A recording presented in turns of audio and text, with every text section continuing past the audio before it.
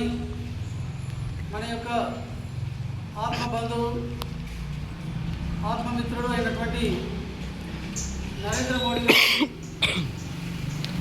12 సంవత్సరాలు పరిపాలన చేసిన సందర్భంగా గిన్నిస్ బుక్ ఆఫ్ వరల్డ్ రికార్డులో నమోదైనటువంటి సందర్భంగా ఈరోజు దేశము సుభిక్షంగా ఉండడానికి కారణమైనటువంటి భూతుడైనటువంటి నరేంద్ర మోడీ గారు అష్ట ఐశ్వర్య ఆయురారోగ్యాలతో సుభిక్షంగా ఉంటూ భారతదేశ పరిపాలనని సుస్థిరంగా చేయాలని చెప్పి కోరుకుంటూ ఈ కార్యక్రమం Bharatiya Janata party endowment cell Mahabubnagar జిల్లా తరఫున ఈ కార్యక్రమాన్ని నిర్వహిస్తున్నాం.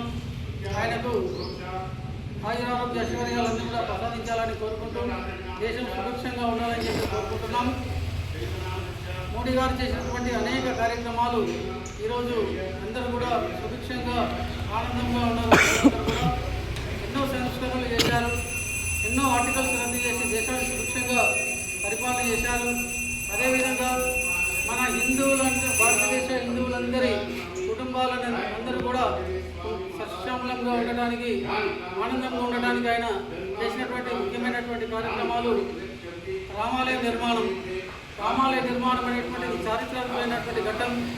ఈ యొక్క రామాలయం నిర్మించడం మన హిందువుల యొక్క మనోభావాలను ఎంతో పెంపొందింపజేసింది. అదేవిధంగా ముఖ్యంగా ఈరోజు అన్నపూర్ణ దేవి విగ్రహం ఏదైతే కాశీలో ప్రతిష్ఠ చేశారో ఆ విగ్రహాన్ని ఒకప్పుడు దుష్టులు విగ్రహాన్ని అపహరించి కెనడా లోపల చేసినటువంటి విగ్రహాన్ని తీసుకొచ్చి ఈ యొక్క ప్రభుత్వం లోపల తీసుకొని ఆ విగ్రహాన్ని తీసుకొచ్చి అక్కడ ఉన్నటువంటి ముఖ్యమంత్రి ఉన్నటువంటి యోగి ఆదిత్యానంద్ గారి చేతుల మీదుగా నరేంద్ర గారి యొక్క సంకల్పంతో ఈ యొక్క విగ్రహాన్ని తీసుకొచ్చి కాశీలో ప్రతిష్టాపన చేసి హిందూ భావాలను అందరినీ కూడా చాలా జాగృతం చేసినటువంటి గొప్ప వ్యక్తి నరేంద్ర మోడీ గారు. వారి యొక్క ఆయురారోగ్యాలు ఐశ్వర్యాలు అందరూ కూడా ఉండాలని చెప్పి కోరుకుంటూ ఈ యొక్క దేశాన్ని సుపరిపాలన చేయాలంటే ఇంకా అతని యొక్క సేవలు మనకు అవసరంగా పట్టారని ఆరోగ్యంగా ఉండాలని చెప్పి మనసారా కోరుకుందాం. జై శ్రీరామ్, జై శ్రీరామ్, భారత్ మాతా కీ జై, భారత్ మాతా కీ జై.